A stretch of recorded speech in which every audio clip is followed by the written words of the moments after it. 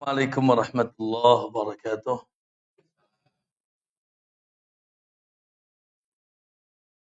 Innal hamdalillah nahmaduhu wa nasta'inuhu wa nastaghfiruh wa na'udzu billahi min shururi anfusina wa min sayyiati a'malina.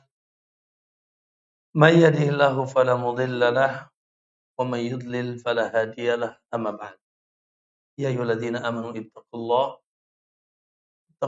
haqqa tuqatih wa la tamutunna illa wa antum muslimun. Fa inna asdaqal hadithi kitabullah wa khairal huda huda Muhammadin sallallahu alaihi wasallam wa syarrul umuri muhdatsatuha fa inna kulla muhdatsatin bid'ah wa kulla bid'atin dhalalah wa kulla dhalalatin finnar atau kama qala Nabi sallallahu alaihi wasallam. Barakallahu fikum para bapak-bapak dan ibu-ibu, ikhwan dan akhwat, jamaah sekalian yang insyaallah semoga semuanya dijaga, diberkahi dan dirahmati Allah Subhanahu wa taala. Kumaha daramang sehat saya. Alhamdulillah. Pokoknya apapun keadaannya senyum aja ya. Terkhusus tentunya insyaallah keberadaan kita di pagi hari ini di tempat yang insyaallah kita doakan senantiasa berkah. Yang keberkahannya terus menjadi pahala yang mengalir bagi yang memulainya. Orang tua kita Pak Dr. Amarullah Siregar rahimahullah, semoga beliau diluaskan kuburannya insyaallah. Keberkahan hari tentunya hari Jumat, alhamdulillah. Dan juga keberkahan bulan. Jangan lupa ya, ini long. Ini bulan yang long. Ini kloter berapa nih? Belum berangkat. Hah? Kloter insya Allah. Iya, kloter insya Allah. Tapi kenapa pesimis? Bapak Ibu? Ya, semuanya semangat ke tanah haram. Betul apa tidak? Hah? Semuanya semangat ke tanah haram. Mana tanah haram? Mekah dan Madinah. Tidak ada tiganya. Ya. Semuanya semangat ke tanah haram, pengen umrah, pengen haji. Tapi kan apa daya terkadang duit cekak. Nggak mampu. Dan Allah tahu. Ya, Allah tahu itu. Tidak semuanya orang mampu bisa sampai ke tanah haram. Ya. Namun Allahu Akbar. Dengan rahim dan rahmat Allah, Allah hadirkan yang statusnya sama, ya, yaitu haram, suci, mulia, yang sifatnya bukan teritorial. Kalau teritorial tadi itu jauh, tapi sifatnya zaman, waktu. Betul apa tidak? Maka dikenalah di tengah kita bulan-bulan haram. Allahu Akbar. Bulan-bulan haram. Ya. Oh. Dan Allah yang langsung mengumumkan. Ya. Lihat di dalam surat apa itu?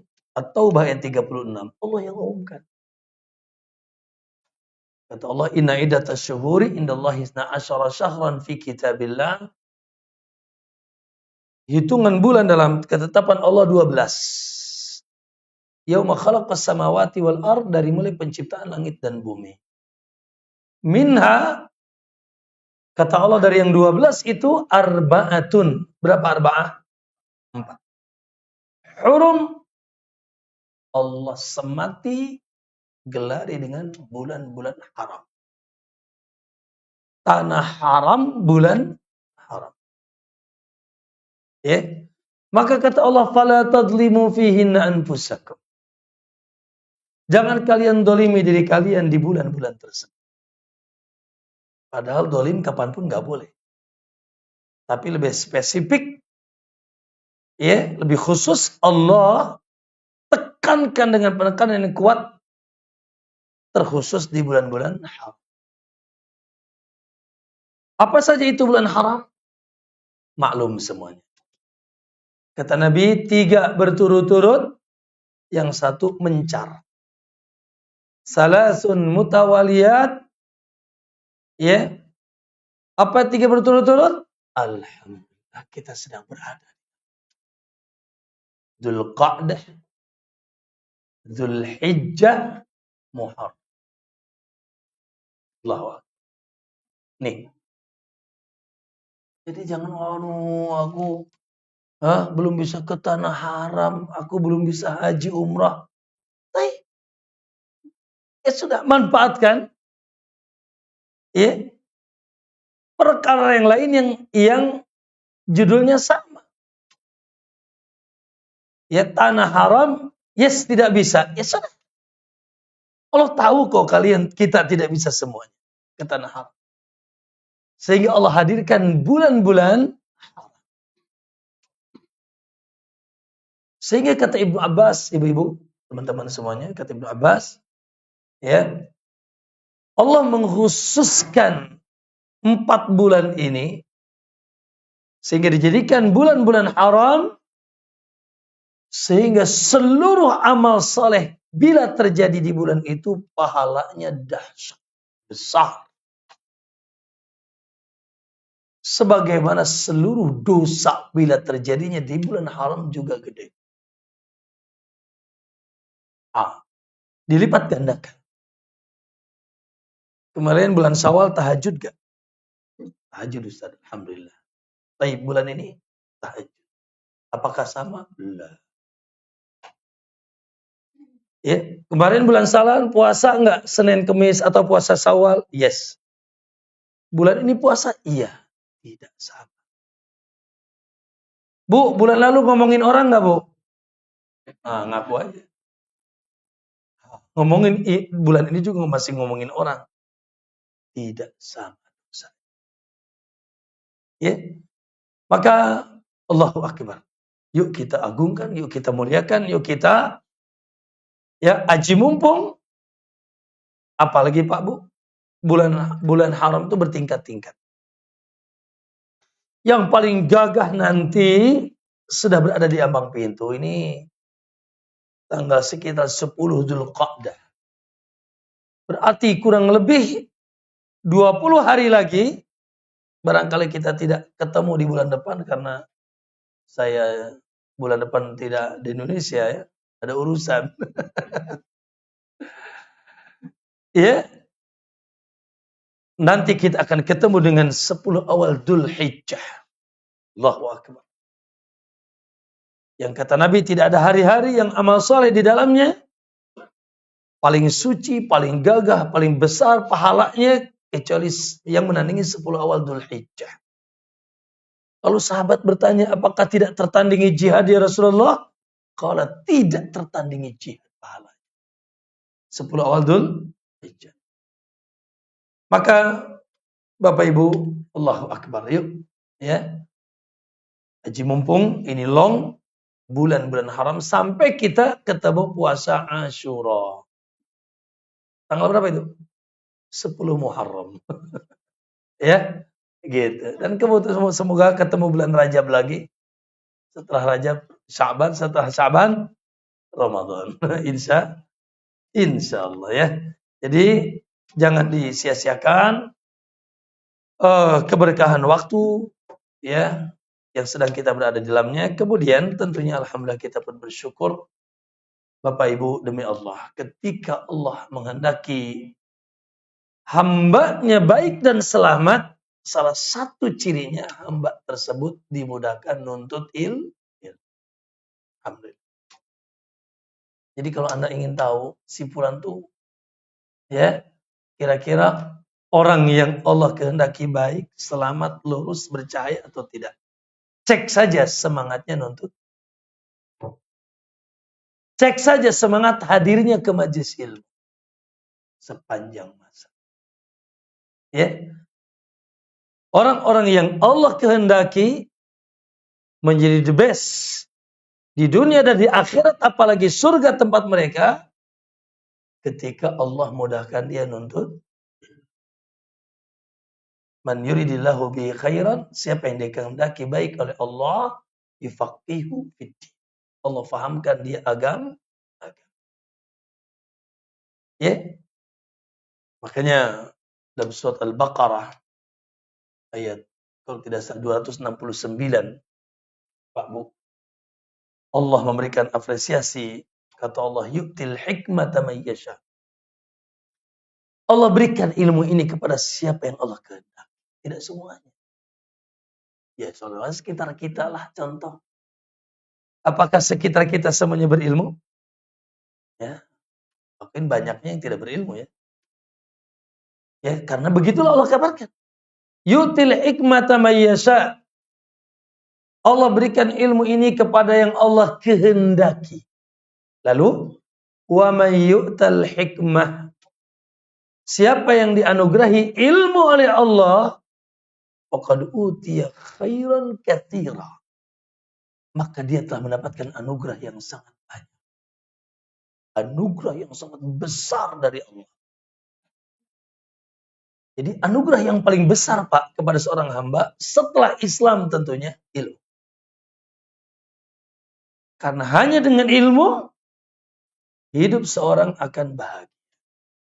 Lurus, bercahaya, santai, tenang. Ya.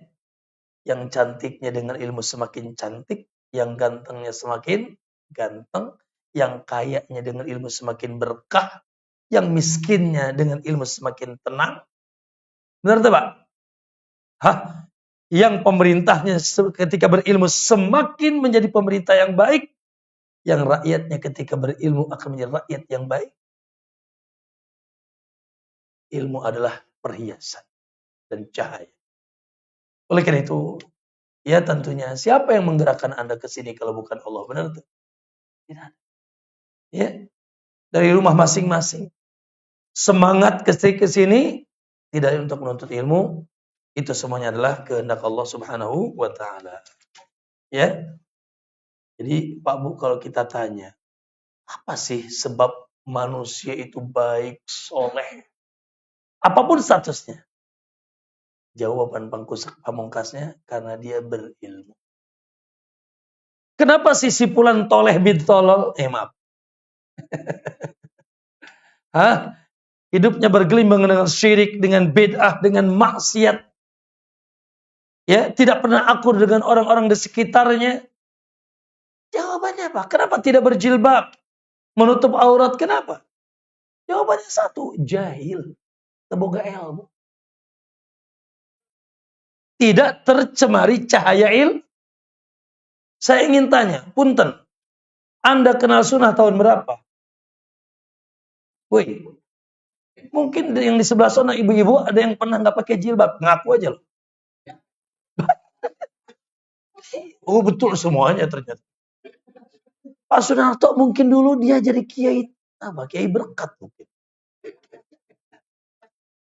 Ngaku saja mungkin sebagian kita ada keliling Banten, keliling Cirebon. Kuburan sini, kuburan sana. Bid'ah sini, bid'ah sana. Yang didengerin apa? Goyang dompet. Berpacu dengan melodi. Gitu. Lewat, alhamdulillah masa. Kapan masa itu lewat? Ketika cahaya ilmu mulai menyinari. Alhamdulillah. Ya, tinggal bagaimana kita terus tambahkan Rabbi zidni. Kata Ibnu Hajar, Allah tidak pernah menyuruh Nabi minta tambahan sesuatu kecuali dari ilmu. Ada doa minta rezeki ada, tapi Allah nggak pernah perintahin. Ada doa panjang umur ada, tapi Allah nggak pernah perintahin. Nabinya doa. Adapun perihal ilmu Allah yang perintahkan. Wa qul rabbi zidni. Muhammad, ucapkan olehmu Rabbi zidni. Ya Allah tambahkan. Makanya setiap hari beliau mengawali masa paginya, inni as'aluka ilman. Pertama kali ilmu yang dipinta. Kalau kita langsung aja dagang, laku. Ya, anak, istri tambah kan gitu kan. Kita ini doanya dunia, dunia, dunia. Apa sih Bu? Gak boleh ngomelin Ustaz loh ini.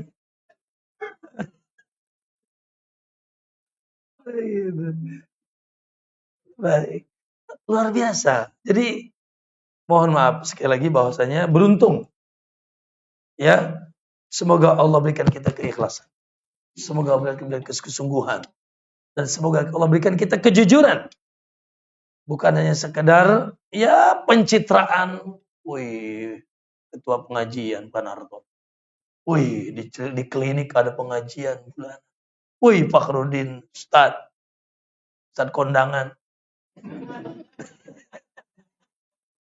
Hah? Bukan sekedar pencitraan ya Allah. Semoga karena Allah. Ya. Semoga ilmu itu membawa dan memancarkan cahaya dalam kehidupan kita. Barakallahu fikum, itu sebagai motivasi sedikit. Ya, baik ma'asyiral muslimin. Ya, pembahasan kita masih episode pembahasan buku apa? 175 Jalan Menuju Surga. Allahu Akbar. Semoga masuk surga deh. Ya, Allahu Akbar. Ya. Jadikan itu Pak Bu progres spirit serta progres utama kita. Mau apa ente hidup? Mau cari ya. Otaknya sudah di sini. Di otaknya hanya surga, surga, surga. Kata orang persetan dengan dunia. Ayah alhamdulillah, tak ayah innalillah. Ada alhamdulillah, tidak ada ya sudah. Ya. Bukan sebuah perkara yang membuat kita gundah gulana urusan dunia ini. Yang harus menjadi gundah kita, apakah kita sudah pantas menjadi penduduk surga? Apakah kita nanti menjadi ulaika humul warisun? Mereka itulah pewaris. Pewaris apa? Alladzina yarisunal firdaus. Ya Allah. Yang mewariskan apa? Surga firdaus. Hum fiha khalidun. Luar biasa, Pak. Ya. Sementara kita tahu, walaupun suka lupa. Dan sering yang lupa. Bahwasanya kehidupan dunia bukan kehidupan yang abadi.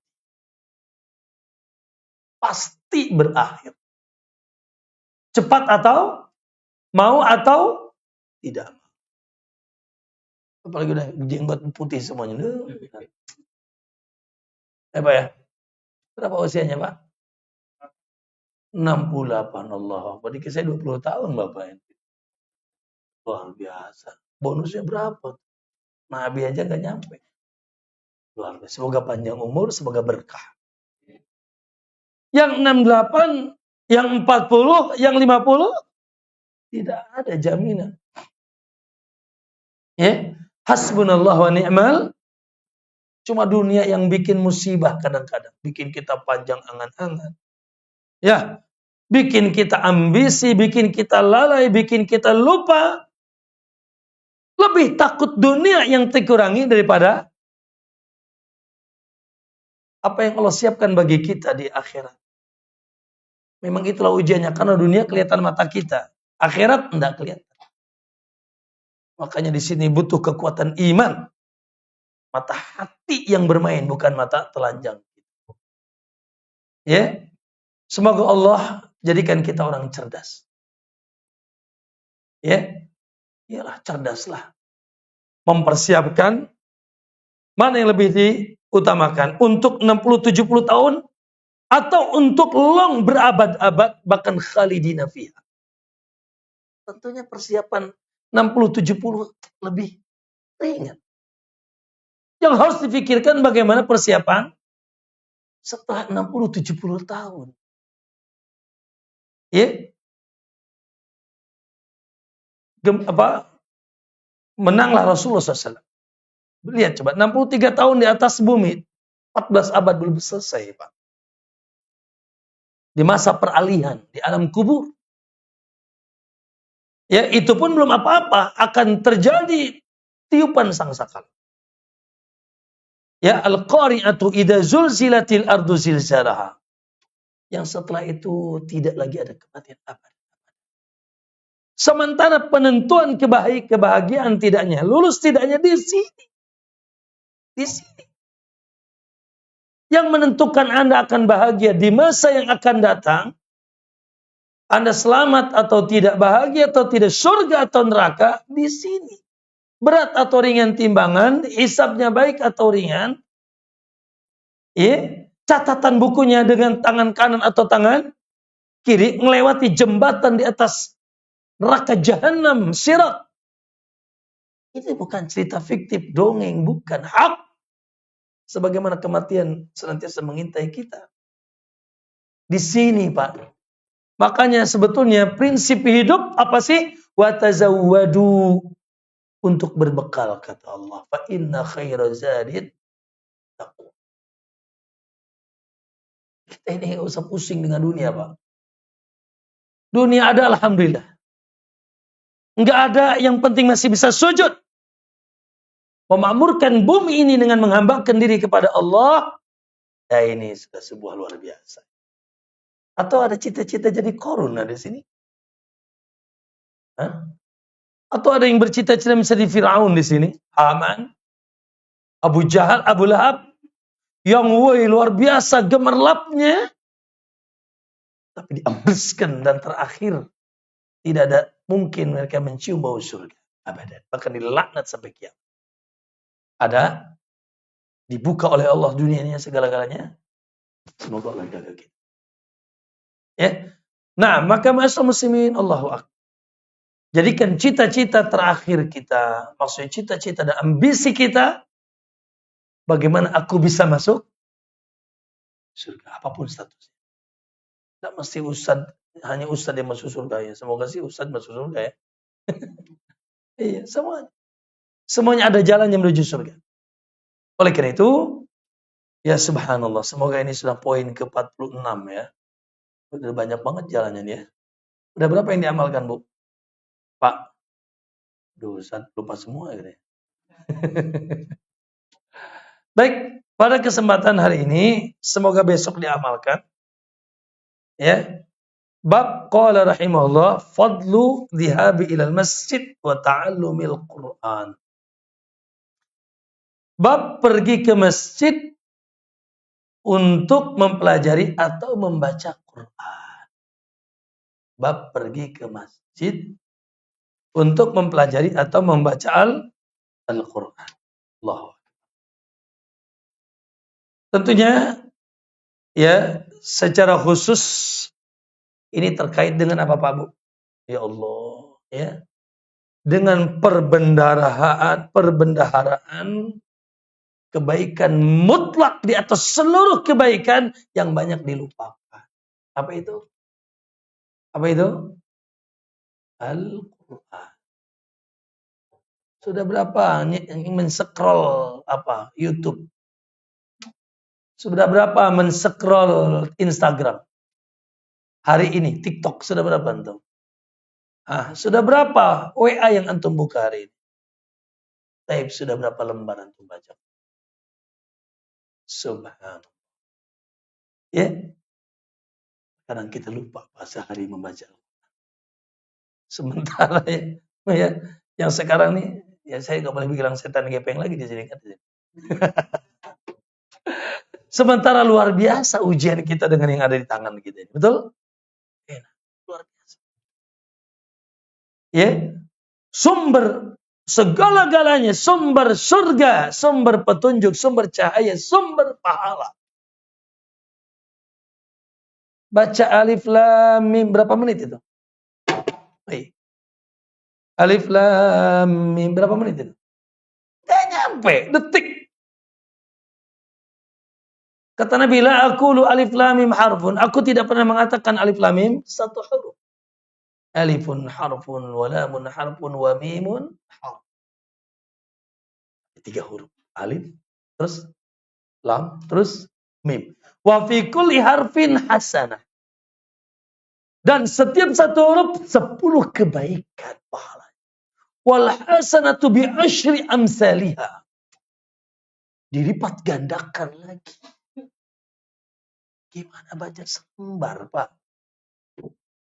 Berapa huruf selembar? Coba untuk hitung coba. Susah ngitung, udah nggak usah hitung, dibaca aja. Ya kan? Luar biasa. Tapi lewat kalah sama WhatsApp. Serius. Lewat kalah dengan Instagram. Dengan TikTok kita, dengan la ilaha illallah. Allah musta'an. Kita ini dolim, Pak. Serius apa tidak? Ya, kita ini dolim, Pak. Ya. Nah, ternyata padahal Al-Quran yang langsung Allah umumkan. Anda minta setiap hari bilang apa? Ihdinas siratal nangis ihdinas siratal mustaqim. Benar enggak? Allah tunjukin aku jalan yang lurus. Langsung Allah tunjukin.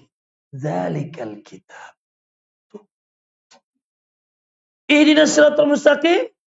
Surat Al-Fatihah. Setelah Al-Fatihah surat apa?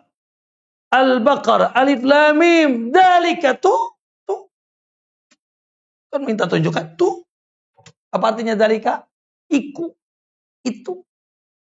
Apa itu? Dzalikal kitab la raiba fi. Yang di dalamnya tidak ada keraguan. Hudan. Ihdina. Hudan. Sebagai hidayah. Sebagai petunjuk lil muttaqin. Masalahnya kita ini muttaqin apa enggak nih? Cuma ngomong doang muslim ya. Muslim KTP kali. Muslim alay kali. Muslim yang tidak minta ihdina. Tapi kita ditunjukin gak mau. Dari awal Quran mengatakan pengumuman hudan, petunjuk kalian. Hari ini baca surat apa kita? Udah belum? Alhamdulillah. Yang belum ya innalillahi. Ya masih ada kesempatan. Apa Allah bilang? Alhamdulillahilladzi anzala ala abdihil kitab. Segala puji bagi Allah yang telah menurunkan kepada hambanya apa? Kitab. Maksudnya apa kitab apa? Al-Quran. Walam yaj'al lahu iwaja. Yang tidak ada penyimpangan di dalamnya. Qayyiman lurus. Liyumdira ba'san syadidan min ladun wa yubasyir. Liyumdira ba'san syadidan untuk memberikan peringatan wa yubasyir dan memberikan kabar gembira kepada yang beriman, alladzina ya'maluna as-shalihat anna lahum ajran hasan. Subhanallah. Inna hadzal Qur'an, sesungguhnya Quran ini yahdi lillati hiya aqwam. Sebagai petunjuk ke jalan yang lurus.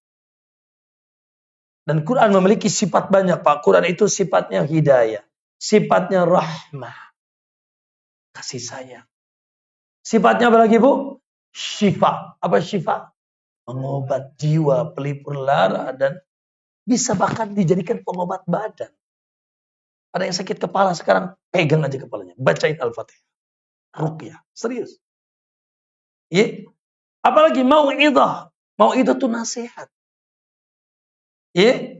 Nur, apa nur? Oh, cahaya. Semoga kita semuanya di sini ahlul Quran. Minimal Pak, oleh karena itu punten. Saya kalau boleh, tapi insya Allah ini sudah berjalan.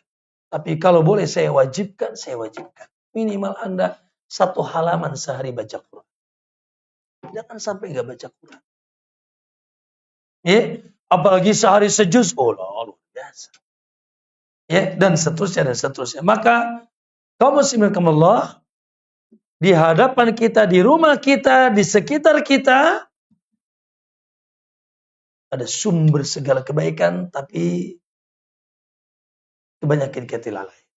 Nah, oleh karena itu di sini ada satu motivasi, ya, ada satu keutamaan yang Nabi begitu cerdas sehingga Nabi berikan gambaran dengan gambaran nyata. Oke, kita bacakan. Qala rahimahullah, qala Rasulullah SAW. Jadi apa tadi judulnya? Keutamaan pergi ke masjid untuk mempelajari atau baca Al-Quran. Oke. Nabi SAW mengatakan, yuk, Nabi nanya nih Pak. Coba pertanyaan ini saya akan lempar ke semuanya juga. Kata Nabi, ayyukum yuhibbu ayyagdua kulla yaumin ila bathan au ila aqiq. Pak Bu, di Madinah Bu, ada 2 lembah. Ada lembah namanya Bathan, ada lembah Aqiq. Kalau Bapak Ibu ke Madinah jalan-jalan, lalu mau ke Universitas Islam Madinah, itu akan melewati sebuah lembah namanya Aqiq. Jadi ada 2 lembah, Bathan atau Aqiq. Oke? Kata Nabi, adakah di antara kalian yang pagi-pagi pergi ke Bathan atau ke Aqiq? Nah, setiap pagi pergi ke Bathan dan ke Aqiq, fayati minhu binaqataini qaumawain. Setiap pagi pergi ke Bathan atau ke Aqiq, setiap pulangnya bawa 2 unta besar. Pulangnya bawa apa? 2 unta besar min ghairi itsmin wala qati'ah. Tanpa dosa, maksudnya bukan hasil mencuri, wala qati'ah, dan bukan hasil ribut sama keluarga sehingga memutuskan silaturahim. 2 unta halal hadiah. Mau enggak? Mau enggak Pak Bu? Pergi setiap hari pagi-pagi ke pasar Minggu, pulang bawa kebo 2 gede. Setiap hari. Mau enggak? Oh, mata kebo semua ini. Otak kebo semua. Ya, siapa yang enggak mau? Ya kan? Mau tidak kata Nabi? Kalian pergi ke Aqiq dan ke Bathan setiap hari. Sepulang dari Aqiq dan Bathan, kalian bawa 2 unta besar. Dalam riwayat yang lain, Zahrain dan bagus. Tanpa dosa dan tanpa memutuskan silaturahim. Fakulna, maka kami mengatakan, ya Rasulullah, kulluna nuhibbu dzalik. Tentunya siapa yang enggak mau? Apalagi onta di zaman itu harta apa? Wah, orang Arab kalau sudah ontanya mau bunting, lupa istrinya yang bunting. Harta itu harta yang luar biasa. Makanya Nabi berikan motivasinya digambarkan ke onta. Karena Nabi tahu, pasti nggak ada yang ngomong nggak akan mau. Gitu. Ya Nabi, setiap kita ingin itu, faqala, maka, oh ternyata pengen Nabi menyampaikan sesuatu, ada sebuah keutamaan yang abstrak, dan itu lebih hak. Ya, lebih pasti karena yang menjanjikannya Rabbul Alamin melalui lisan Rasulnya yang amin. Apa kata Nabi? Afala yagdu ahadukum ilal masjid. Tidaklah salah seorang di antara kalian pergi pagi-pagi ke masjid. Faya'lama au yaqra'a faya'lamu au yaqra'u ayataini min kitabillah. Lalu dia mempelajari atau membaca 2 ayat dari Al-Quran. 2 ayat, banyak apa sedikit? Ayatnya surat Al-Baqarah di akhir. Oh, itu 1 lembar berarti. Tapi keumuman ayat kan pendek ya. Gitu.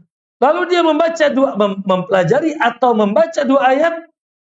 Khairun lahu, di sisi Allah lebih baik baginya min naqatayn, dari 2. Wasalasun, 3 ayat, bila 3 ayat yang dibaca min salas, lebih baik daripada 3 unta. Wa arba'un, 4 ayat yang dibaca khairun min arba', lebih baik daripada 4 unta. Min a'dadihinna minal ibil, dan DLL, DST. Apa DST? Dan susah terus. Dan seterusnya maksudnya. Dan seterusnya. Berapa ayat? 10. Di sisi Allah lebih baik daripada 10 unta. 20. Seterusnya. Ya. Begitu gambaran bagaimana gagahnya, dahsyatnya, hebatnya. Apa yang kita lakukan terhadap apa? Kita Al-Quran, kitabullah. Ya.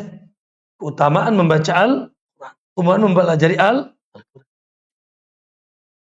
Prakteknya gimana Ustaz? Prakteknya gampang. Sholat subuhnya di mana Bapak-bapak? Dilanggar. Sholat subuhnya. Kalau ibu-ibu is okay. Ya, di masjid apa di rumah. Tapi laki-laki lebih mudah di sini. Laki-laki sholat subuhnya di masjid. Tapi pada subuh zikir sebentar. Ambil mushaf. Apalagi di situ diumumkan ada kajian tafsir atau kajian sunnah. Karena sunnah pun bagian daripada Al-Quran. Masya Allah. Berapa ayat yang Anda baca? Itu praktek.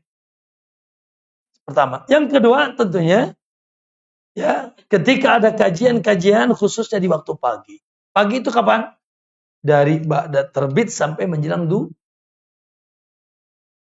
dan sekaligus Pak Bu jamaah kata para ulama ini hadis tentang juga keutamaan nuntut ilmu. Dan semoga walaupun kita bukan di masjid saat ini, semoga apa yang kita lakukan seperti yang dilakukan di masjid. Apa betul? Nah, semoga pun kita pun mendapatkan pahala. Dari tadi kita sudah baca ayat dari awal. Dengan dalil-dalil yang kita sampaikan. Kita ajarkan pemahamannya. Maka ya semoga kita pun dapat pahala yang agung tersebut. Jadi ibu-ibu, gimana Ustaz? Ibu-ibu, ya, emang kenapa ibu-ibu?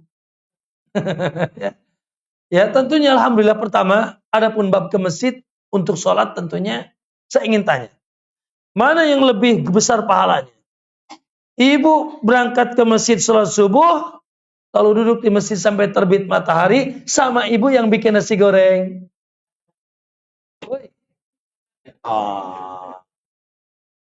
Jangan salah. Ranah perjuangannya ya. Maka kalau dikatakan begitu, yang bikin nasi goreng di rumah lebih dahsyat. Karena jihadnya wanita, siapa yang harus dibasmi? Piring kotor. Beras belum matang. Apalagi Bu? Baju masih belum dicuci, atau itu jihad, dibasmi semua, dibunuh. Ya. Namun tidak menutup. Ya, ketika kita luas, katakan ibu di rumah, pagi duduk, nggak ada kerjaan, apalagi ya misalkan urusan beres, urusan suami, urusan anak beres, apalagi misalkan single parent misalkan, duduk di tempat sholatnya sampai terbit matahari, zikir, sering banyak yang nanya soalnya tentang ini. Apakah kami dapat pahala yang sama Ustaz? Insya Allah, rahmat Allah sangat luas. Tapi ketika ada kewajiban, yang ranahnya ranah jihad, Anda sebagai wanita, tentunya ranah jihadnya lebih besar daripada duduk di tempat sholat. Tidak seberapa dari pahala Anda bikin nasi ulam. Nah, barakallahu fikum. Maka di sini sekali lagi. Dan yang kedua, alhamdulillah. Ya, mungkin sebagian kita punya jadwal walaupun cuma seminggu sekali, sebulan sekali, kajian ke rumah-rumah Allah, ke masjid, ya, itu memiliki pahala yang besar.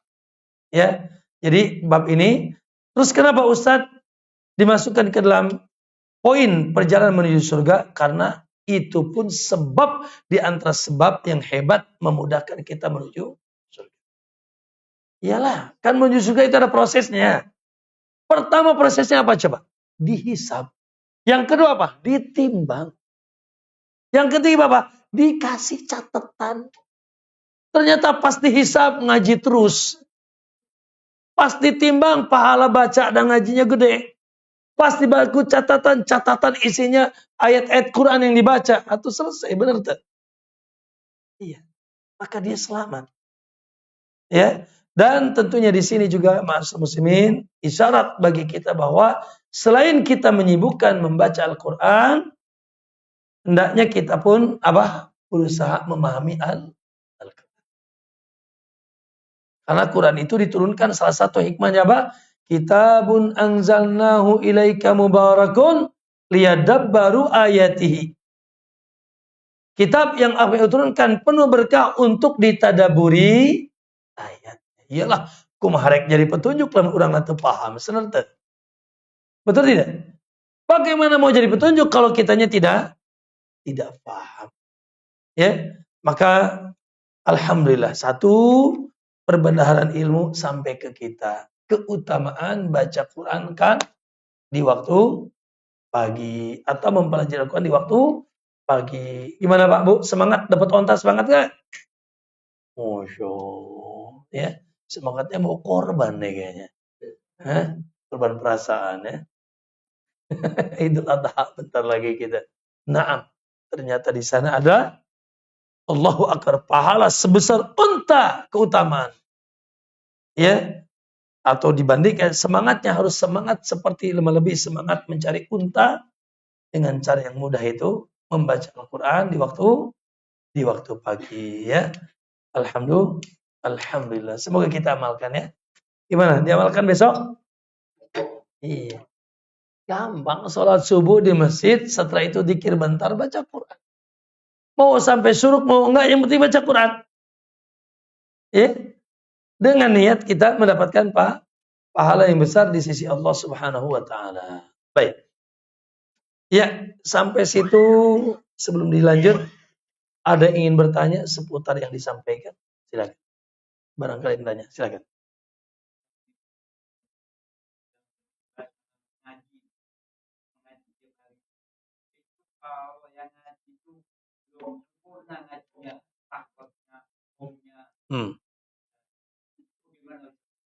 Barakallahu fiik. Pertanyaan yang sangat bagus. Ya. Luar biasa. Ini pertanyaan bersumber dari hati yang semangat pengen baca Quran. Dijawab oleh Nabi dengan satu hadis. Jadi jawaban pertanyaan itu langsung saat Nabi jawab tuh. Kata Nabi, ya, al-mahiru bil Quran. Orang yang pandai baca Quran. Wih, mantap. Bacanya bagus, tajwidnya, tahsinnya, suaranya pun melengking-lengking seperti Syekh Sudes. Orang yang pandai mahir dalam baca Quran, bahwa ma'as safaratil kiramil bararah. Maka dia akan bersama malaikat yang mulia. Allah. Kedudukannya disetarakan dengan para malaikat dan akan membersamai malaikat di atas kemuliaan. Makanya jangan sampai nih Bu, ya. Usahakan kita semampu kita pandai bacaan. Lalu Nabi tahu, ya, di antara umatnya tidak semuanya yang langsung pandai. Ada yang melalui proses. Prosesnya ada yang bagus dari awal, dari kecil. Ada yang prosesnya 40 tahun baru mau baca Quran. Benar nggak Bu? Saya pernah, mohon maaf, pernah lah dulu waktu kuliah di Libya sini. Saya ngajar di satu rumah, di privat. Itu mobil berderet. Ternyata dia di Kemenku. Kementerian Keuangan Negara. Mobil berderet Pak. Saya kira yang mau belajar anaknya. Ya. Ternyata yang mau belajar bapaknya 60 tahun. Wala tahu alif bata. Musibah kamana wae kita 60 tahun. 60 tahun mobil berjejer di rumah. Quran tidak tahu. Musibah. Tapi alhamdulillah Nabi tahu ada yang begitu. Ya. Maka kata Nabi, waladhi yaqra'ul Quran wa yatata'ta. Siapa yang baca Quran dan dia bahasa kita mungkin masih terbata-bata. Nabrak sini, nabrak sono ya. Belum lurus tajwidnya, tahsinnya, makhrajnya.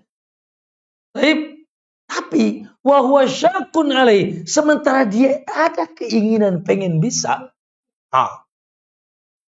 Ini udah nggak mau, nggak belajar lagi. Udah belum nggak bisa, nggak belajar lagi. Masa bodoh lagi, ini belekok namanya. Iya. Nabi syaratkan wa huwa syakun alaih, sementara dia ambisi pengen bisa, rindu ingin tahu dan bisa, falahu ajran.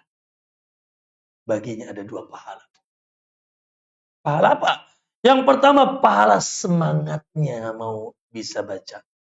Yang kedua tentunya pahala setiap huruf yang dia baca. Maka jangan putus asa. Ya. Dan tidak sedikit Pak Bu, contohlah Abu Hurairah. Abu Hurairah, siapa yang tidak pernah dengar Abu Hurairah? Ketemu Nabi berapa tahun? Tidak nyampe 4 tahun. Dia masuk Islam sudah tua. Sudah agak sepuh beliau tuh. Ketemu Nabi cuma 4 tahun. Tapi luar biasa semangatnya. Sehingga Abu Hurairah sahabat terbanyak meriwayatkan hadis dari Nabi. Allahu Akbar. Jadi istinya menuntut ilmu tidak ada istilah kata orang minal mahdi ilal lahdi. Minal mahdi ilal lahdi kata. Dari buayan sampai liang lah. Ada yang lain seputar pembahasan ini? Silakan. Mengenai bulan haram, ketika kita berbuat salah atau dosa di bulan haram, kita kan dilipat ganda. Naam. Dan kita sadar dan kita berbuat kepada Allah. Apakah itu akan berubah? Kita tetap. Yes, pertanyaan yang bagus. Jangan Anda Muslim. Jangan Anda Muslim. Saya ingin tanya. Orang 60 tahun kafir Hindu, Buddha, dan seterusnya. Sehari pas mau wafat, belum pernah sholat, dia mengucapkan la ilaha illallah, taubat. Surga apa neraka? Ya, jangan Anda Muslim. Yang Allah sudah Anda dikasih, Allah sudah berkahi Anda dari sebelumnya. Ada non-Muslim umur 60 tahun, sehari sebelum wafat mengucapkan la ilaha illallah, hapus semuanya. Kullil ladina kafaru, kata Allah. Katakan kepada orang kafir-kafir itu, kata Allah. Iyantahu, bisa bila mereka stop, berhenti dari kekafirannya, yughfar lahu ma qad salaf. Diampuni semua. Makanya ada cerita seorang sahabat non-Muslim kafir Quraisy musyrik. Ketika perang Uhud terketuk hatinya ingin ikut berjihad karena belum Islam. Ya. Akhirnya dia datang kepada Rasulullah SAW, ya Rasulullah, aku ingin jihad. Kata Nabi, masuk Islam dulu. La ilaha illallah. Akhirnya dia serta-merta dengan lantang mengucapkan la ilaha anna Muhammad Rasulullah. La ilaha Rasulullah. Masuklah dia kemudian perang, ceger terbunuh. Apa kata Nabi? Sambil Nabi tersenyum, subhanallah, dakhalal jannah walam yasjud lillahi sajdah. Masuk surga gak pernah sujud dia. Masuk surga gak pernah sujud. Maksudnya bahwa ya setiap anak Adam kendati pun dia muslim kondusif melakukan dosa. Dan sebaik-baik pelaku dosa yang mau bertaubat. Kalau orang kafir saja yang na'udzubillah dolimnya diampuni, apalagi kita. Makanya ya manusiawi tahu ini bulan haram, tahu itu di tanah haram, hawa nafsu, setan, seterusnya terkadang masih menggodanya. Namun ketika itu dia kembali ingat, maka bertobat dan dihapus. Makanya kulli ibadiyalladzina asrafu. Muhammad, katakan kepada hamba-hambaku yang telah melampaui batas, la taqnatu min rahmatillah. Jangan pernah putus asa dari rahmat Allah. Innallaha yaghfiru dzunuba jami'an. Allah ampuni semua dosa. Ya ibna Adam, hai anak Adam, law balagat dunubuka ananas sama. Hai anak Adam, bilakah pula dosamu meliputi seluruh langit? Apa dosa apa itu? Dosa meliputi seluruh langit. Tsumma astaghfartani. Lalu kau istighfar. Lalu kau minta ampun sama aku. La ghafartu laka wala ubali. Niscaya aku akan ampuni. Tidak peduli berapapun dosa. Maka betul. Yang buruk di sisi Allah yang dosa dan terus-menerus tidak ada niat taubat. Itu yang buruk. Ya, walam yusiru ala ma fa'alu, dan mereka tidak melanjutkan apa yang mereka lakukan. Itulah yang dipuji oleh Allah SWT. Jadi, ya semoga kita berdoa saja. Ya muqallibal, nah ini penting doa ini, Pak. Doa tombol hati, Pak. Ya, tombol hati. Ya muqallibal qulub, siapa kita? Ya Allah, hawa nafsu dunia gede, setannya juga gede. Ya kan? Nah, yang membujuk kita di kanan kiri juga gede. Persaingan dunia semakin akhir zaman semakin memukau. Betul? Sementara cahaya semakin redup. Hasbunallah. Tidak ada yang selamat, Pak. Kecuali sedikit di akhir zaman. Maka kita, ya Allah, ya butuh doa itu. Ya muqallibal qulub, ya muqallibal. Wahai bolak-balik hati. Nah, masih ada yang nanya ibu? Sebentar Bu. Saya ini satu bapak dulu. Waalaikumsalam. Kalau orang itu ya pas sujud itu misalnya baca subhanallah a'la itu berapa kali? Pertanyaan bagus. Sambil ditambah dengan dua-duanya kan boleh nggak Ustaz? Pertanyaan bagus. Yes. Jumhur ulama dan ini yang benar, bacaan zikir itu pertama hukumnya wajib, bukan sunnah. Oke? Kalau Anda sujud gak baca satu pun, berarti ada yang kurang dan Anda dianjurkan sujud sahwi. Dan kalau sengaja batal, aku sujud ini gak mau baca apa-apa, diam aja, batal. Karena Anda sengaja. Oke? Wajib. Nah, standar wajibnya berapa Ustaz? Standar wajibnya 1 kali. Oke? Standar wajibnya 1 kali. Standar umum yang boleh dihitung 3 kali. Standar umum yang boleh dihitung 3 kali. Standar yaitu maksimalnya tidak ada hitungan. Dan tidak usah ngitung. Saya mau 1000 aja. Di atas 3 jangan dihitung. Boleh. Mau berapa? Lihat Pak Bu. Nabi terkadang sujudnya, ruku sujudnya seperti berdiri panjangnya. Ngapain tuh? Baca itu. Silakan. Jadi ada standar wajib, ada standar umum yang ditentukan hitungannya berarti 3. Ada standar tidak terbatas dan tidak perlu ngitung 4, 5, saya mau 100, no. Di atas 3 enggak usah. Oke. Itu yang pertama. Yang kedua, terkait dengan sujud, nah, Masya Allah, Nabi yang bilang, fa'ammas sujudu. Adapun ketika sujud, kata Nabi, fa'aksiru fihi minad du'a. Perbanyaklah doa ketika sujud. Sebelumnya, kata Nabi, aqrabu ma yakunu bainal abdi wa rabbihi wa huwa sajid. Keadaan yang paling dekat seorang hamba dengan Rabbnya ketika dia sujud. Sujud itu luar biasa. Keadaan yang paling hina dan mulia di sisi Allah. Ya Allah, hina. Kening kita dikelepak aja marah. Kita benar gak? Benar tidak? Bapak-bapak sujud sini. Marah dia. Hina dia. Betul gak? Ini kan mulia ini. Yang mulia ini disimpan tempat nginjek, Pak. Tempat nginjek kita. Makanya lihat abdi dalam, abdi luar, hamba-hamba sahaya itu orang hina. Kenapa? Karena penghambaannya kepada makhluk. Namun ketika penghinaan diri, makanya apa sih ibadah itu? Al-ibadatu lughatan. Secara etimologi, at-tadallulu wal khudu', menghinakan diri.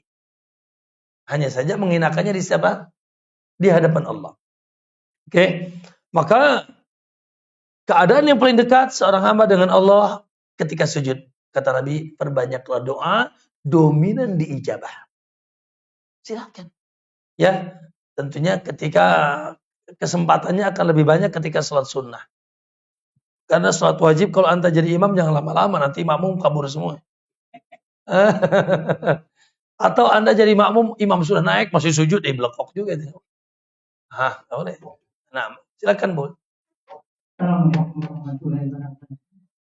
Ustaz mau nanya nih, kebetulan di tetangga kami itu ada anak-anak yang ingin diajarkan bacaan Al-Quran, tapi dengan keterbatasan ilmu tadi. Yang pertama, yang kedua, ada pertanyaan juga nih, dalam memandikan mayat Pak Ustaz, apa diwudukan atau disiram bagian-bagian wudu? Pertanyaan bagus. Nah, pertama, tentunya pasti masing-masing mengetahui kapasitas diri ya. Ya, mengetahui kapasitas diri. Caranya gimana Ustaz? Ya caranya belajar. Caranya gimana? Caranya kita menyetorkan kapasitas ilmu kita ini sudah bagus atau belum? Apalagi contoh dalam hal ini sederhana, Quran. Ya, ibu misalkan tadi punya tantangan, ya di kampungnya banyak yang anak-anak yang perlu dikasih diajari Quran. Maka tantangan itu sebetulnya harus menjadi sebuah semangat. Semangat apa? Mempelajari Al-Quran lebih, mencari guru, ya menyetorkan bacaan kita sehingga ketika ada rekomendasi guru, oh sudah ibu sudah baik, pantas ya, alhamdulillah. Walaupun tentunya standarnya nggak mesti standar sekolah tingkat tinggi, karena yang diajarinya bukan Universitas Islam Madinah, ya tapi Universitas Kampung LC lulusan Cimanuk. Artinya tidak mesti standarnya standar harus punya sanad, sertifikat. Alhamdulillah. Saya kira ibu-ibu ini semuanya pengajar Al-Quran juga nih. Alif ba ta anak-anaknya minimal. Ya kan? Baca Al-Fatihah kita ajarkan dan tidak usah muluk-muluk. Wallahi ibu, anak-anak itu tahu huruf, tahu bacaan, bisa baca Al-Fatihah dengan baik, luar biasa. Itu satu perbendaharaan yang hebat. Ya, maka seperti itu. Adapun membandingkan mayit yang sahih jumhur ulama dan itu yang diistinbat diambil pendalilan oleh para ulama itu diwudukan. Bukan sekedar disiram, diwudukan. Ya, yang sahih diwudukan. Nabi mengisyaratkan ibda'u bima yamina wa mawadhi'il wudu'i minha. Lihat kata Nabi.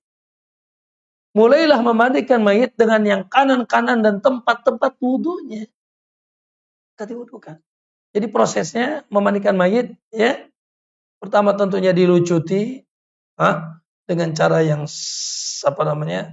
dengan cara yang hati-hati, ya, jangan suruh buka sendiri, jangan. Mayit buka sendiri lari semua nanti ya. Baik, yang kedua jangan juga kasar gitu, dicari gitu, pelan-pelan, ya. Kalau tidak bisa sampai tidak dibuka. Maaf, tidak dirobek atau digunting, itu lebih baik. Tapi kalau tidak mungkin, ya sudah digunting pelan-pelan. Setelah itu tutup auratnya. Kalau wanita, dada sampai lutut. Kalau laki-laki, pursar sampai lutut, tutup. Haram Anda melihat aurat, apalagi yang paling besar kemaluan. Haram. Maksiat dosa Anda mandiin, malah Anda masuk neraka. Serius. Anda melihat auratnya. Ya, makanya tangan pun usahakan pakai sarung tangan. Apa fungsinya? Dua kata ulama. Satu, higienis. Ya, kebersihan, mungkin mayitnya kotor, bakteri dan seterusnya. Yang kedua, agar tidak bersentuh langsung aurat ketemu, karena Anda harus nyebokin. Nyebokin siapa? Tetangga. Ya. Nyebokin tetangga, bukan mahram. Tidak ada hubungan sama kita. Ya, maka pakai sarung tangan, lalu setelah itu ditutup auratnya. Lalu setelah itu dipijat pelan-pelan. Didudukin begini, ya, mayit pijat pelan-pelan, ya, sampai kemungkinan keluar kotoran, dan biasanya apalagi sudah sakit lama itu nggak keluar biasanya. Sip, ya. Kalau sudah dianggap tidak keluar, sudah mulai diwudukan. Ya, air, gimana cuci tangannya? Air, masukin air ke hidung dan ke mulutnya dan bukan air. Ya, dibasahi, jangan dimasukkan. Hidung mulutnya Kalau setelah itu dibasuh mukanya, pastikan lubang-lubang lubang-lubang yang ada di muka tidak kemasukan air, telinga, hidung, mulut. Ya, disiram 3 kali. Lalu tangan sampai sini 3 kali, tangan sini 3 kali. Kepalanya diusap begini sama kita dengan telinganya, lalu kaki. Beres. Itu wudu namanya. Ya. Lalu setelah itu kita mulai basuh. Ya. Rentetan yang dibasuh kepala, kanan atas, kanan bawah, kiri atas, kiri bawah. Kalau mau pakai sabun, air, sabun, air. Kepala dulu, ya, sekarang sampo. Mau pakai bidara silakan, tidak juga tidak apa-apa. Ya. Lalu muka, hati-hati tidak ada air masuk. Ya, beres, nih tengkuk sini, lalu disiram. Beres, maka kanan depan sampai bawah, sambil dipijit kembali perutnya. Ya, gitu. Kasih air, sabunin lagi. Beres kanan depan, kanan belakang. Dimiringkan mayitnya. Kembali disapu dengan sabun. Kalau contoh maaf, misalkan mayitnya ODGJ. Orang gila, lama ini daki sudah 10 kilo. Maka boleh pakai apa? Iya, sikat WC. Spon, ya boleh. Jangan Pak, kasar banget. Pakai lap. Sampai bersih, Bu. Ya memang terkadang perlu juga pakai spon ya. Cuci piring gitu. Iya betul. Ya, maka boleh itu. Siram lagi, kanan depan, kanan belakang. Lalu kiri depan, siram sampai kaki, kiri depan. Sabunin lagi, pijit lagi perut. Pelan-pelan pijit kecuali hamil. Hamil haram dipijit. Tidak boleh. Ya, karena khawatir anaknya keluar kan. Ibunya mati, anaknya wafat juga gitu. Siram, kasih air sabun lagi. Terus kiri belakang sama, disiram, kasih sabun, siram lagi. Beres. Maka itu disebut satu kali mandi. Kata Nabi, igsilna salasan. Yang wajibnya sekali. Wajib selesai. Tapi sunnahnya mandikan 3 kali. Minimal 3 kali. Kata Nabi, igsil salasan au khamsan au sab'an. Au khamsan au sab'an. Tapi jangan tambah dari 7 kali. Au itu artinya apa? Atau. Minimal sempurna 3. Wajibnya sekali. Oke. Tadi kepala, kanan depan, kanan belakang, kiri depan, kiri belakang, sabun air, itu baru disebut sekali. Terus ulangi lagi. Kepala sabunin lagi, siram lagi. Kanan depan, sabunin lagi, siram lagi. Kiri depan, kiri belakang, kanan belakang, sabuni, siram. Kiri depan, sabuni, siram. Kiri belakang, sabuni, siram. 2 kali. Yang ketiga, waj'alna fil akhiri kafura. Jadikan basuhan terakhir kapur barus. Amper kalau bahasa kita. Nah, jadi pemandian yang ketiga kapur barus. Gimana? Sama carinya. Hanya saja nggak pakai sabun lagi. Siapkan air, sudah dicampur kapur barus, ya. Lalu setelah itu kita mulai siram sama kepalanya, wajah. Misalkan kalau bisa kapurnya sudah tidak ada bentuk kapurnya, ya sudah wangi kapur gitu, dibebek gitu. Lalu kanan depan siram, kanan belakang siram, kiri depan siram, kiri belakang siram. Sudah. Itu sekalian membasuh basuhan terakhir pakai air kapur barus. Lalu setelah itu apa? Cek kukunya. Kalau memungkinkan ketiaknya, cek ketiaknya. Kalau memungkinkan. Kumisnya. Bulu kemaluan, no. Tidak boleh. Biar aja. Ya. Janggut juga no. Dan wanita dikepang 3. Dikepang 3, kelabang 3. Ya, lalu diurai. Sudah. Disisiri, anduki, ya, dalam kondisi selama itu sampai nanti dikafani auratnya tertutup. Ini pertanyaan panjang nih jawabannya. Sekalian aja Anda mandikan mayit, ya kan? Paham Ibu ya? Setelah itu kita mengafani. Mengafani mayit sebetulnya yang sahih laki-laki dan wanita sama, nggak beda. Makanya kalau antum yang wafatnya keluarganya sudah sunnah ngaji, yang sunnah cuma 3 lembar. Ya. 1, ya. 2, 3. Ya. 1, 2, 3. Tentunya kita siapkan tali, ya kan? 1 lembar siapkan, lalu bubuhi minyak wangi. Oke, baik yang bercair atau yang serbuk. Lembaran kedua, kasih minyak wangi. Lembaran ketiga juga kasih minyak wangi lagi. Oke, semuanya berminyak wangi. Siapkan kapas yang sudah dibubuhi juga minyak wangi. Kapas. Sudah siap? Dan ini sudah ada tali juga. Maka dibawalah mayit ke sini. Ingat dalam keadaan apa? Aurat. Oke. Lalu setelah itu diikat Pak wajah mayit supaya tidak mangap. Mau disedekapkan, mau lurus silahkan. Tidak ada masalah. Tapi jangan bikin statement yang nggak benar. Katanya kalau hidup tangan kanannya di atas. Kalau mati dibalik tangan kanannya. Ini belekok juga nih. Ini nggak benar ya, sesat nggak bisa. Kalau mau sedekap tetap dari mana ada tangan kiri di atas. Dibalik ini kan masih hidup kan. Kalau udah mati balik berarti. Otak-otak so you know. Oke. Maka begini. Atau begini lurus. Di Saudi begini Pak. Enggak begini. Ya. Jadi kita aja cuma sedekap begini ya.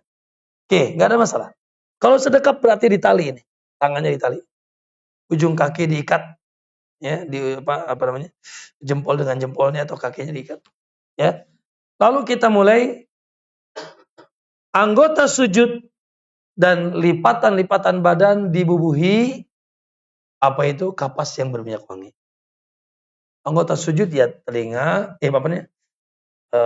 kening, ya, telapak tangan, lutut, kaki, dibubuhi kapas. Dan lubang-lubang serta lipatan, berarti apa? Telinga, ketiak, mohon maaf selangkangan, jemari. Namun itu tidak wajib. Ustadz, gimana kalau aku kasih minyak wangi saja semua tubuhnya? Is okay, tidak ada masalah. Kalaupun Anda hanya ingin membubuhi minyak wangi. Karena intinya bagaimana mayit itu wangi. Ya. Setelah selesai, setelah itu kita tutup, maka tutup satu lembar. Ya, sebagai mengatakan selembaran kiri dulu ke kanan. Nanti kanan ke kiri. Terus begitu, lalu diikat ya dengan ikatan yang cukup. Ya, 1, 2, 3, 4, 5. 7 dengan ikatan ininya. Ya, dan kalau bisa jangan dipocong supaya jadi sumpah pocong. Ya. Makanya di Saudi nggak ada dipocong. Kayak dibikin apa? Ibu bikin pais, tahu bikin pais nggak? Lapis sepepe apa ya? Dilipat dan lipat ke arah mukanya, ditalikan begini. Yang kaki juga dirapikan, dilipat ke depan, lalu ditali begini. Ya, itu cara mandikan mayit. Baik. Pak Warto gimana Pak Warto? Buka pertanyaan saja cukup. Atau lanjut kajian? Pertanyaan aja ya saja. Sengaja soal suara saya juga lagi serak. Sebentar lanjut Ibu dulu, silakan. Yes. Wudu dulu. Dan setelah itu tidak diwudui lagi. Nah, silakan Pak.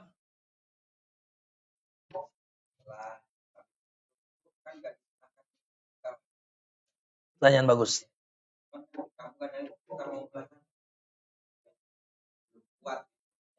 Baik. Oke, kita lanjut kalau begitu. Kita buat kuburan. Oke. Kotak amal.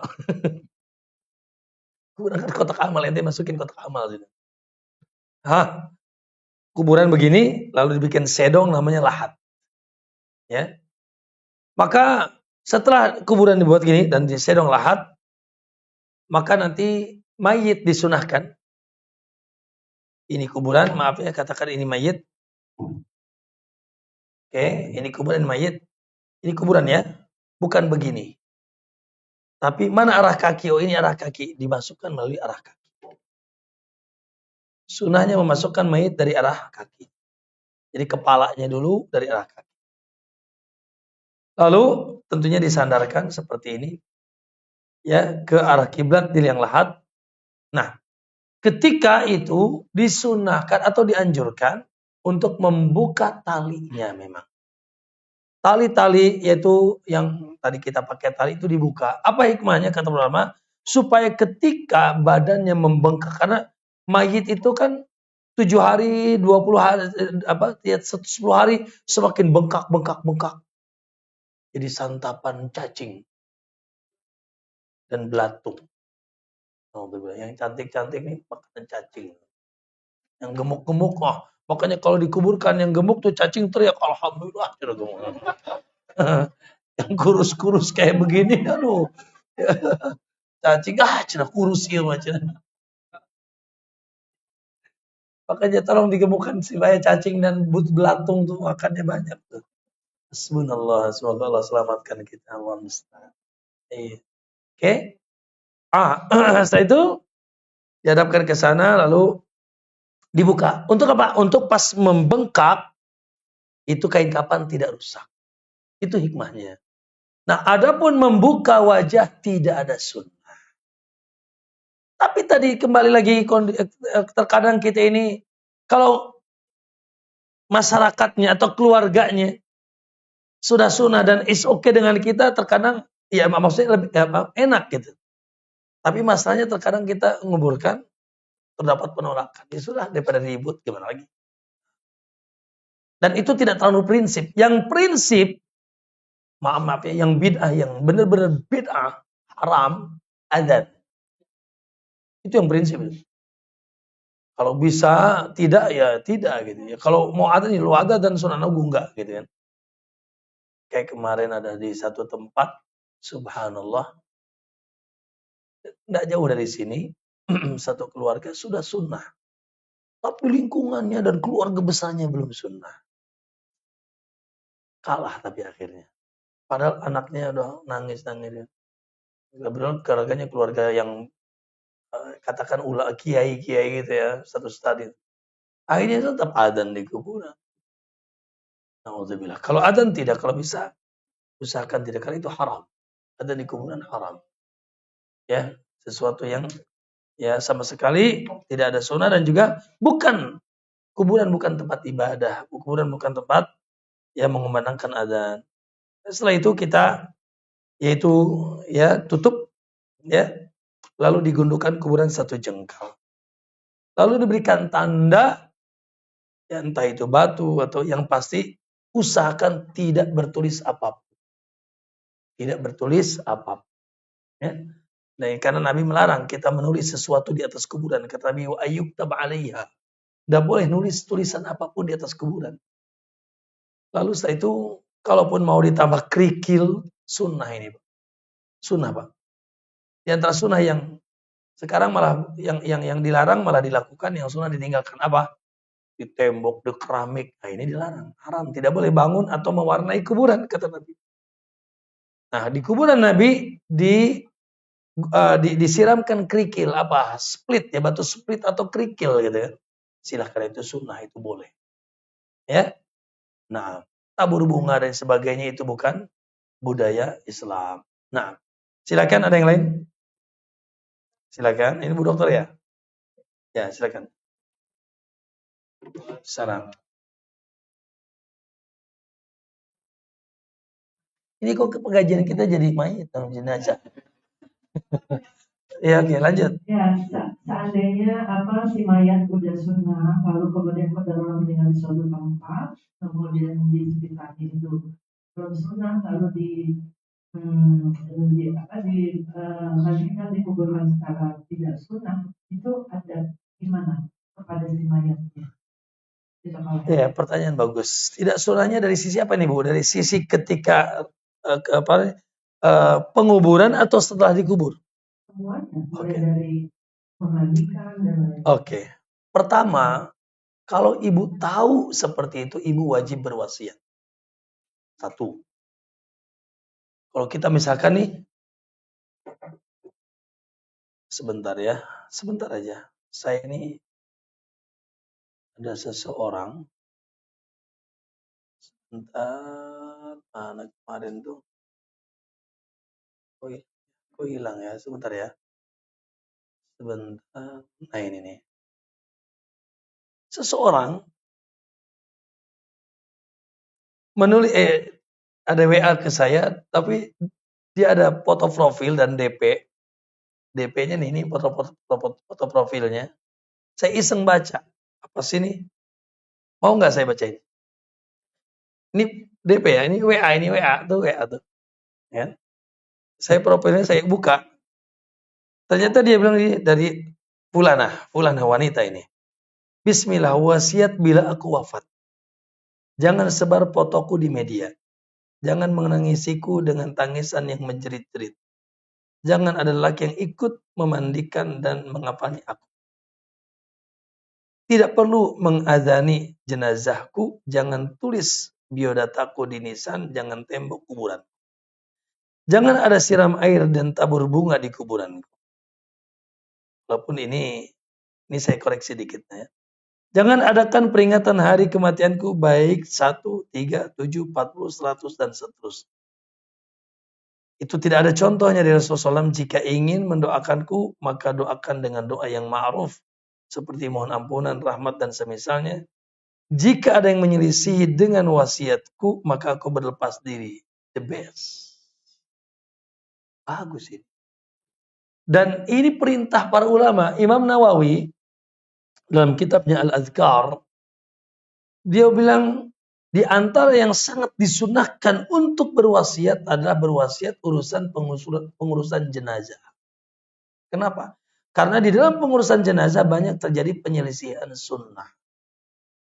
Ini bagus sekali wasiatnya. Kalau mau saya kirim nanti. Tapi punya orang nih. Tapi nggak apa-apa kan kita ambil ilmunya ya. Ini bagus. Jadi kalau ibu tahu bahwasanya ibu ya hidup di lingkungan, kalau aku tidak wasiat, ibu akan diperlakukan, ibu dapat dosa. Karena ibu membiarkan, sementara ibu tahu. Kalau wafat, aku akan diperlakukan tidak sunnah, diadzani misalkan. Ditaburin bunga di situ misalkan. Ya, ada tahlilan misalkan. Ibu kena dosa. Tapi kalau kita sudah wasiat, ternyata masih dilakukan, betul. Aku berlepas diri dengan yang melakukannya. Ya. Tapi ini yang bikin DP ini berani banget nih Mas Di Indonesia bikin DP kayak gitu luar biasa. Jadi solusinya wasiat. Ya, solusinya wasiat. Terus gimana kalau belum sempat wasiat? Ya sudah. Ya semoga Allah tahu bahwasanya kita tidak suka itu. Karena terkadang mungkin kita lupa ya, tidak sengaja kan gitu. Makanya kita berwasiat. Bahkan boleh berwasiat dimandikan oleh siapa? Abu Bakar berwasiat kalau meninggal dimandikan istrinya. Dan di sini pun boleh suami memandikan istri tetangga, ibu kan istrinya. Ya. Nah, istri memandikan suaminya boleh. Boleh. Ya. Nah, sebagaimana Nabi kata Rasulullah, "Hai Aisyah, kalau kamu mati duluan, aku yang kau mandikan kamu, aku yang akan kafani kamu, aku juga yang akan kuburi kamu." Qadarullah, ternyata Rasulnya yang wafat terlebih dahulu. Ini menandakan maksudnya boleh suami mandikan. Ini juga membantah pendapat kalau sudah mati berarti cerai. Ini nggak benar. Nah, silakan. Sampai jam 11 maksimal Pak ya. Nah. Mayit.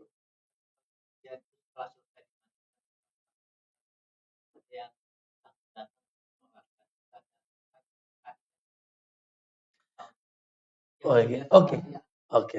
Pertanyaan bagus. Nah, Bapak Ibu, saya tambahin dikit ya. Maaf ya. Tadi terkait dengan nyiram bunga, saya paham nyiram air di kuburan. Saya paham kenapa berwasiat di sini. Kenapa dia berwasiat tidak nyiram bunga nyiram air di atas yang biasanya pakai apa itu botol deh, bawa botol. Kenapa dia berwasiat begitu? Karena memang keumuman di kita ya, menyiram air dengan botol itu ada keyakinannya. Katanya supaya mayit tidak langsung haus, Masya Allah. Belum dapat asupan ledeng kali. Ini nggak benar.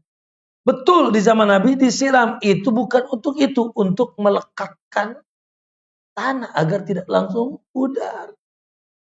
Makanya Ibu tadi, Ustadz di kita ini katakan pemakaman banyaknya pakai rumput, boleh nggak Ustaz? Minimal rumput insya Allah tidak terlalu masalah.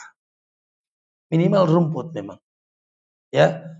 Atau tadi pakai kerikil. Adapun di tembok, di keramik ini haram, tidak boleh. Haram, tidak boleh. Ya.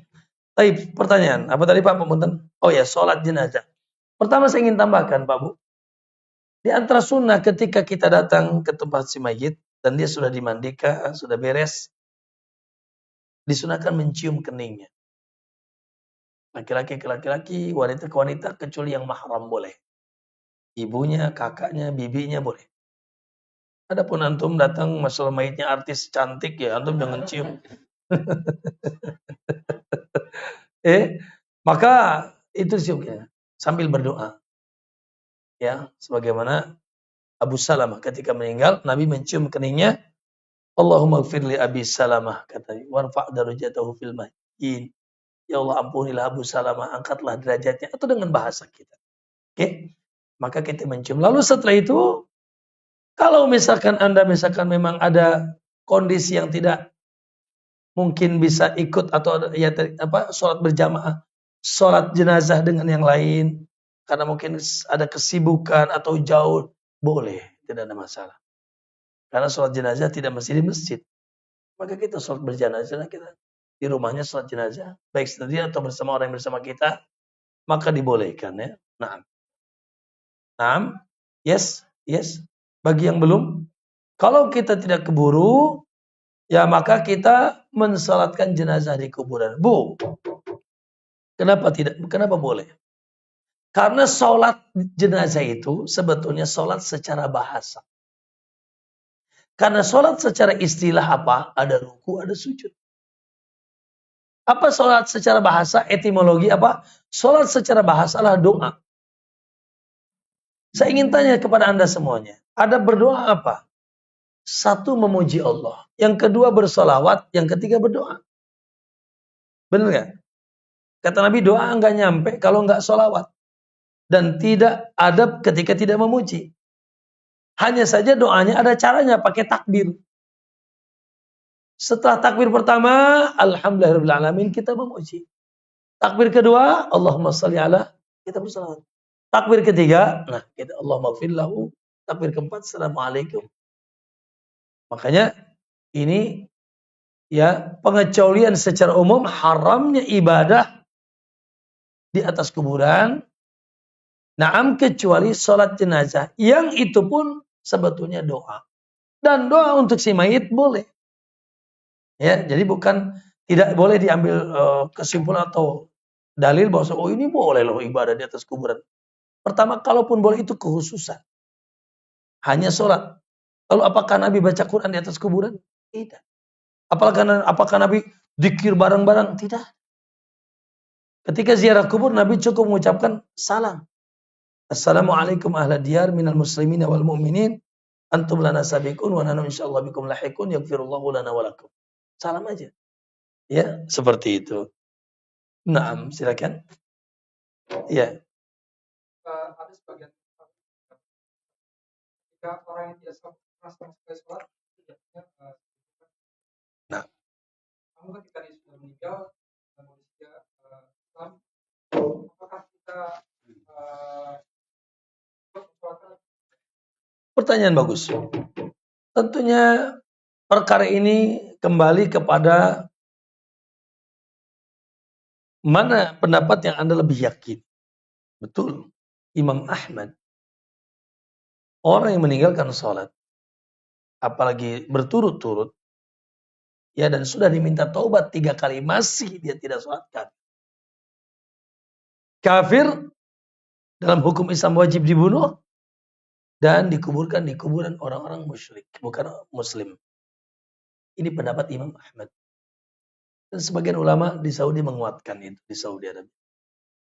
Namun jumhur ulama, Imam Syafi'i, Imam Malik, Imam Ahmad, ya tidak sampai kafir. Ya, tidak sampai kafir. Kecuali dia mengatakan tidak ada rukun sholat dalam Islam, itu kafir.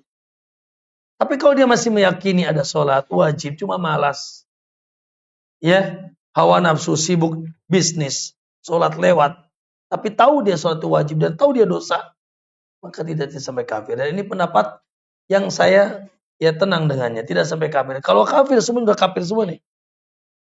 Kalau pendapat dan fatwa itu ditegakkan di Indonesia, waduh, betapa banyak yang nggak pada sholat. Dia KTP-nya Islam. Oke. Hanya saja Imam Syafi'i, Imam Malik bilang hukum mandu dunianya wajib dibunuh. Ketika saya diminta tobat 3 kali. Ini pun tidak diamalkan di negeri kita. Nah, ketika wafat, maka dikuburkan di kuburan kaum muslimin. Syafi'i dan Malik. Syafi'i dan Malik. Satu lagi, Imam Abu Hanifah.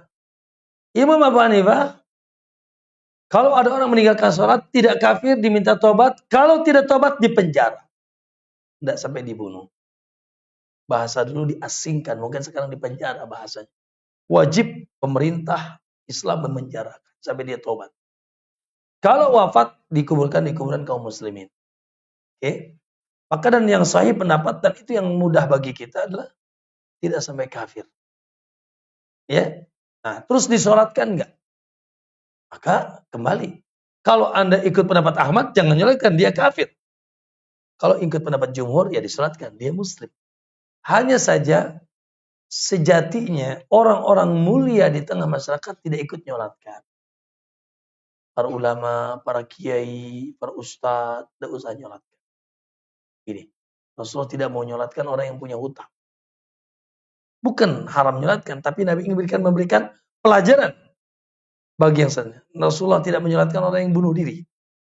Tapi disolatkan oleh sahabatnya. Shallu ala sahibikum, kata Nabi. Solatin oleh kalian, aku enggak. Oh, ini sebuah penghinaan. Ya, maka orang-orang mulia di tengah masyarakat yang memiliki kedudukan tinggi dalam agama tidak disyariatkan menyolatkan. Sebagai bentuk peringatan bagi yang hidup. Emang enak disolatin kiai? Hah? Cuma disolatin sama tetangga. Ustadznya nggak mau nyolatin, mau nggak? Mau nggak Pak? Ustadz nggak mau nyolatin, antum mau nggak? Iya, nggak mau. Itu bentuk apa? Peringatan. Satu lagi saja barangkali kalau ada. Silakan, Ibu, silakan. Silakan.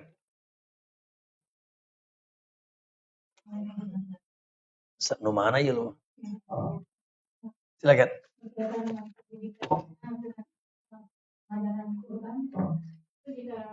Orang tua mengajarkan Al-Quran kepada anaknya usia kurang lebih sekitar 7 tahun. Nah itu apakah boleh menekankan untuk lebih ke arah adab ya? Jadi karena di sekolah sudah ada halako dan biasanya menjelang sore atau malam itu anak kita berpertukaran hafalan. Iya. Nah itu apakah untuk dari sisi orang tuanya apakah dibolehkan atau dibenarkan untuk mengajarkannya untuk sisi ada seperti ada tidur, ada ketika di rumah Iya. tidur, ada yang lainnya gitu. Nah itu apa memprioritaskan situ tapi memang tidak mengajarkan untuk murojaah. Pertanyaan bagus, cukup. Ya.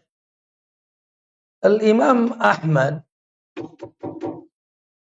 ibu-ibu, Imam Ahmad ketika diantar oleh ibunya ke majlis gurunya, kata Imam Ahmad kata ibunya kepada Imam Ahmad, datanglah engkau ke majlis si fulan atau syekh fulan, imam fulan. Khudh min adabihi qabla ilmihi. Ambillah adab dan akhlak gurumu sebelum ilmunya. Maksudnya di sini apa? Maksudnya betul bahwasanya komposisi pembelajaran adab, akhlak, pekerti dalam menuntut ilmu sangat besar. Bahkan para ulama mengatakan kebutuhan kita kepada adab melebihi kebutuhan kepada ilmu. Adab sebelum menuntut ilmu. Saya ingin tanya, Anda dari tadi ikut kajian bersama saya, paham apa tidak? Ada masuk ilmu apa tidak? Kenapa? Karena Anda beradab. Coba saya ngisi, megangin HP, Hah, saya ngisi ngobrol berdua. Tuh ada besiak. Hah, dapat ilmu nggak? Nggak dapat ilmu. Nggak dapat ilmu. Kenapa? Karena dia tidak beradab ketika menuntut ilmu. Makanya kata ibunya, khud min adabihi qabla ilmi. Ambil adabnya sebelum kau ambil ilmunya. Maka ini adalah bentuk kerjasama sangat bagus.